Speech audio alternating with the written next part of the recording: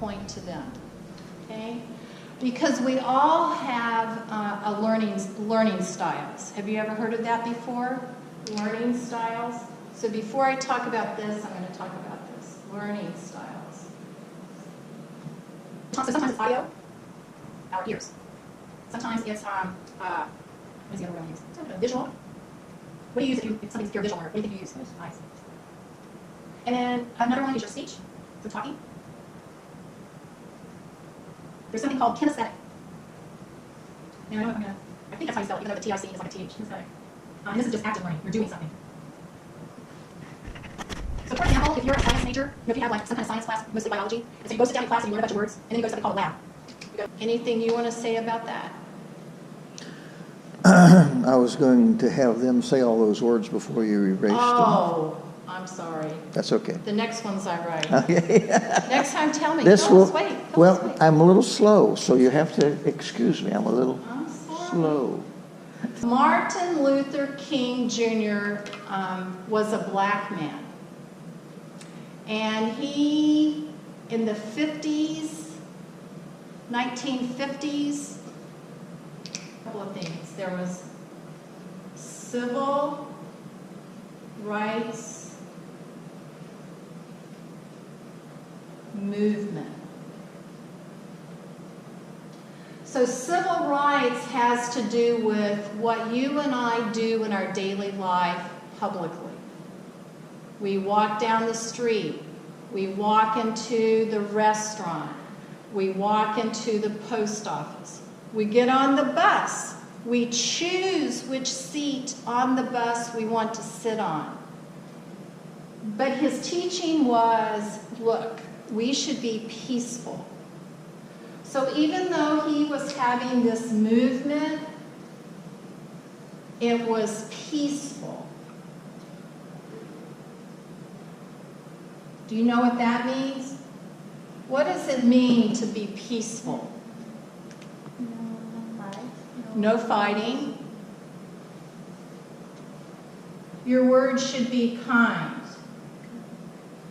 respectful. I have a question for you guys. Yeah. When I was growing up in Miami, I rode the city bus to go to school, and the black people sat in the back of the bus. Oh, yeah. You know, I'm 75, so that was probably, a long time ago. Yeah. But, and then when I moved up here even, 50 years ago, the first job I had was at a service station, and we had 3 bathrooms, a women's and a men, and one around the corner for blacks. So that was only 50 years ago. In Brazil or in Mexico, do you have anything like that, or that you can remember, where they had a different, maybe not blacks and whites, but different class of people that you were not able to go to, like a beach or a restaurant or No, in Brazil we don't have.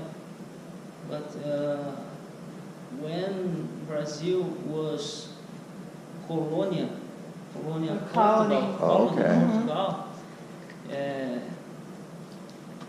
when they started the colonization. I have a dream. I have a dream. Have you ever heard of that? Famous. Yes, Famous. I have a dream. Phrase. Yes. Phrase. So this is the title. You can actually go on your computer or your phone and you can Google Martin Luther King. And you can find, or I Have a Dream. This was the title of his speech.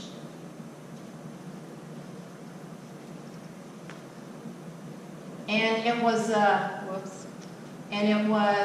a phrase also that he used in his speech. North, and you were born in the South, you just kind of stayed there. And your family was all around you. But in recent years, I'm not sure for how long, recent years, people, I think when more and more people went to university and got a degree, and that took them out of their state where they were, And I think it had a lot to do with, a lot of these people were farmers back then. Yeah, And their kids inherited their farms, and so they Yeah. pretty much stayed in the same place. yeah, Well, then, as our people expanded their minds, they wanted to learn more, they went to university, and then to get out of that, I knew guys that were in West Virginia, and they were doctors here at the university, or came to get their doctorates here, because if they stayed home, they would be miners. yeah, Because that was the only job there, was Yeah. digging in the coal mines.